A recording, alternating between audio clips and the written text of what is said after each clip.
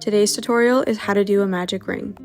There are many different ways to do it, but here's how I do it. I hold the yarn with my pinky, wrap it around my fingers, make an X, bring it back down, and hold the other end with my pinky again. So the other side has 2 lines and one side has an X. It can be tricky, so I'm going to show you again. Hold the yarn with your pinky and thumb, wrap the yarn around those 3 fingers, make an X, loop it back around, and hold the other end with your pinky. So that side has an X, and then the other side has 2 lines.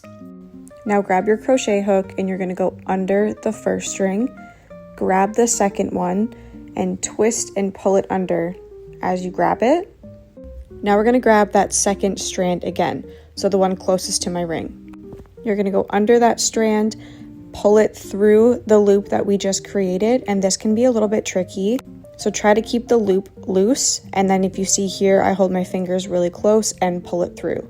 It can take a lot of practice, but patience, and I promise you will get it.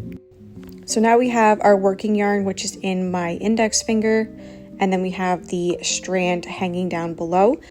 I keep the hanging strand down towards the bottom, and I loop my 2 fingers inside the hole and hold it like this. And now we're going to make single crochets in the magic circle. So go in your magic circle, grab your yarn, pull up a loop. You have 2 loops on your hook, yarn over again, pull through, and that is your first single crochet.